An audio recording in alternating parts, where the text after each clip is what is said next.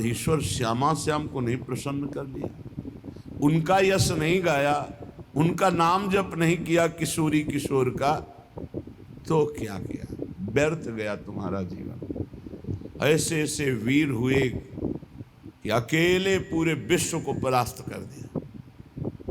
जब अर्जुन ने दशों दिशाओं पर विजय प्राप्त करके राजस्व यज्ञ का अनुष्ठान निश्चित किया, तो कर्ण ने कहा कोई बड़ी बात नहीं है, ये सेना लेकर गया था, मैं अकेले जाऊंगा और जिन जिन को परास्त किया उनको सबको परास्त करके आऊंगा।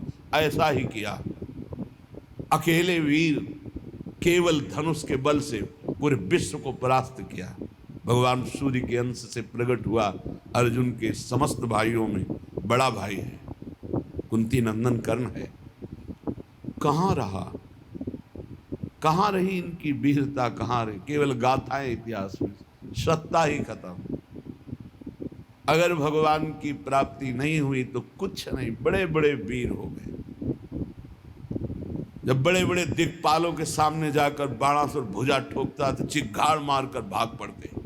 हजार भुजाएं भगवान शिव का दिया हुआ वरदानी अपार बलशाली कहाँ गया? भगवान दत्तात्रेय जी का कृपा पात्र 88,000 वर्ष तक जवान रहकर विषयों का सेवन करने वाला शास्त्राबाहु अर्जुन, उसकी भी 1000 कहाँ गया?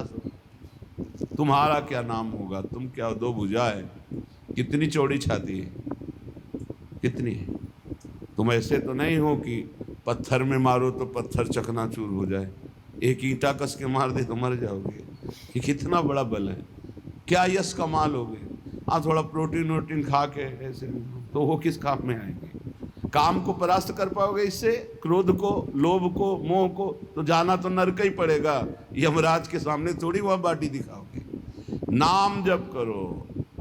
अगर भगवान नाम जप करते हुए शरीर स्वस्थ रखो, समाज की, राष्ट्र की सेवा करो, तो धन्य है तुम्हारा शरीर पुष्ट होना।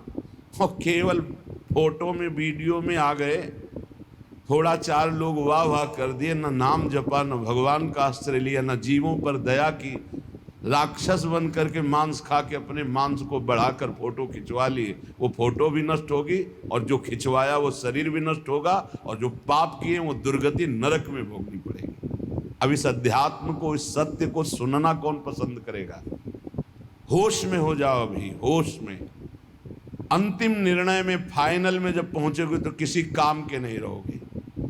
तुम्हारा क्या शरीर है? बता रहे हैं, जो जाकर भुजा ठोक देते थे तो लोग के लोग खाली हो जाते थे। उस रावण की खोपड़ी में पैर मारते थे बंदर, जैसे फुटबॉल पे मारते हैं। मंदोदरी देख कर कह रही थी, ओहो, प्रीतम समझाती थी कि सच्चिदानंद भगवान श्री राम है, भजन कर लो, इनका विरोध मत करो। लेकिन नहीं माने तो राम विमुख असहाल तुम्हारा। ये तुम्हारा हाल जो हो रहा है ना, ये राम विमुख होने के कारण। राम विमुख असहाल तुम्हारा, रहा न को कुल रोवनिहारा। इसलिए हे भाई, यशो भी पूरिता आशाहा। जैसे कोई बंदर को पिंजड़े में बंद करके ले आवे, ऐसे बंदी बना के देवराज इंद्र को मेघनाथ ला के रावण की सभा के सामने पटक दिया। ऐसे बलवानों के द्वारा पूजित था रावण। अगर बराबर जगा रहे तो आहार ही न पूर्ण हो पावे, ऐसा कुंभकर्ण भाई आहार में खा जाए सबको, अगर बराबर जगता रहे।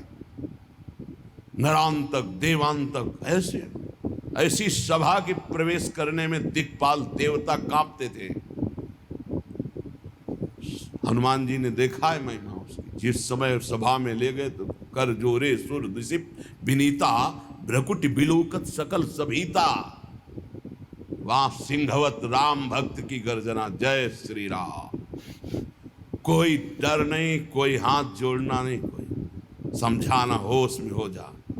ये भगवान का बल, उसी बल से बलवान होकर वो उन्हीं बल समुद्र का अपमान कर रहा था।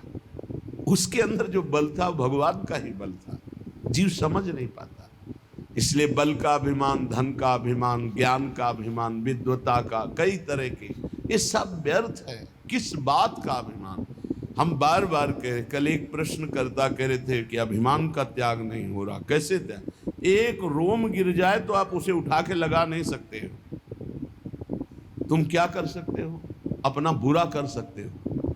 अगर भला हो रहा है तो संत, सदगुरुदेव, शास्त्र, भगवान, इनकी कृपा से हो रहा है। नहीं, आपको छूट मिल जाए तो केवल अपना नाश कर सकते हो, अपना बुरा कर सकते हो और कुछ नहीं कर सकते। व्यर्थ का अहंकार मत करो। श्रीपाद कह रहे